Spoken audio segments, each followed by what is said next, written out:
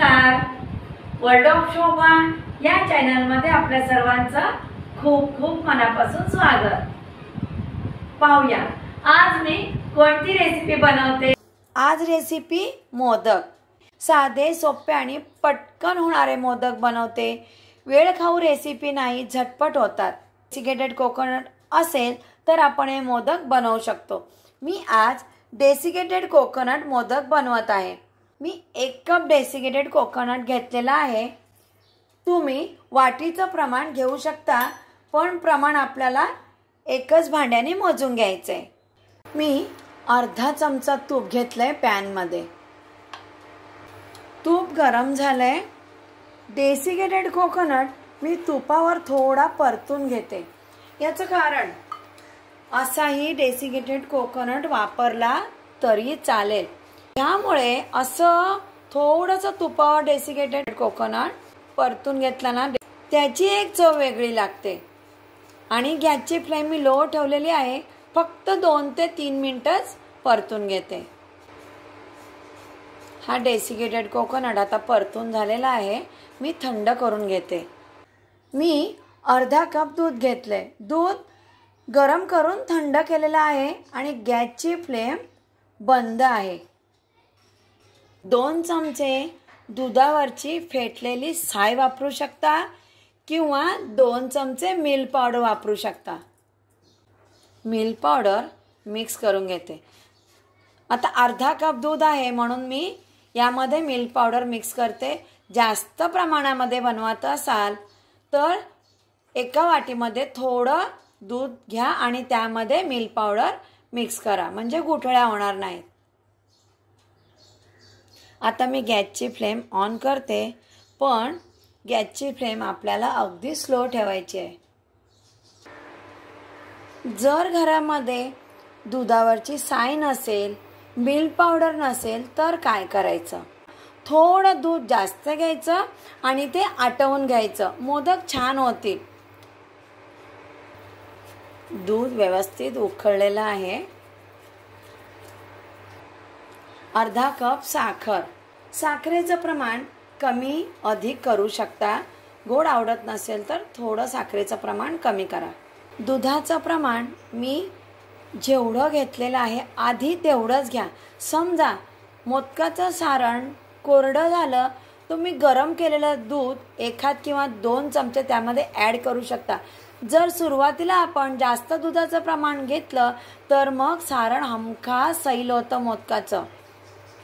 साखर विरघळलेली आहे. तुपावर परतून घेतलेलं डेसिकेटेड कोकोनट मिश्रण व्यवस्थित मिक्स करून घेते. काजू आणि बदामाचे काप मिक्स करते. अगदी झटपट मोदक होतात ते. आणि नॉनस्टिकचं भांडं असेल तर अजिबात ते मिश्रण भांड्याला चिकटत नाही, व्यवस्थित होतं.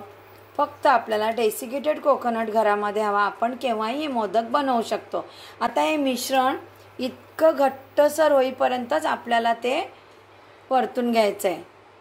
हे पहा, खूप असं हे कोरडं केलं ना मिश्रण, मोदक व्यवस्थित होत नाहीत. मग जर मोदक बनवले आणि उरले ना तर ते असे कडक होतात मोदक. असं सॉफ्ट हवंय आपल्याला हे मिश्रण. स्वादासाठी अर्धा चमचा वेलची पावडर मिक्स करते. वेलची पावडर. मी गॅसची फ्लेम बंद केलेली आहे. फूड कलर वापरायचा की नाही अगदी ऑप्शनल आहे आणि तुमच्या आवडीवर आहे. मी फूड कलर वापरते. मिक्स करते. आता व्यवस्थित मिक्स करायचं.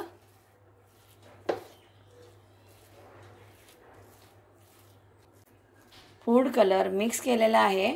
मिश्रण थंड करून घेते. मोल्ड घेतलेला आहे. तुपाने थोडं ग्रीसिंग करून घेते. मोदकाचं मिश्रण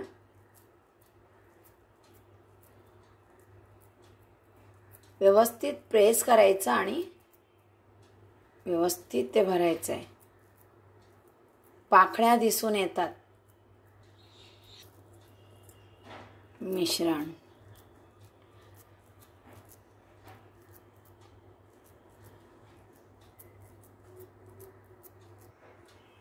काजू स्टफ करते.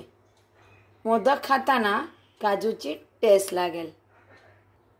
मोल्ड बंद करायचा आणि इथे सुद्धा आता थोडं मिश्रण भरायचं.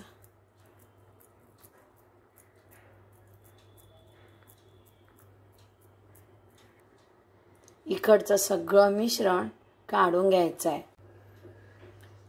पहा मोदक किती छान झालेला आहे. पाहू शकता तुम्ही. घरच्या घरी डेसिकेटेड कोकोनट मोदक. मी काजू स्टफ केलेला आहे, पण हा इतका सुंदर मोदक घरच्या घरी बनवता येतो. हा पहा, प्लेटमध्ये मोदक सर्व करते.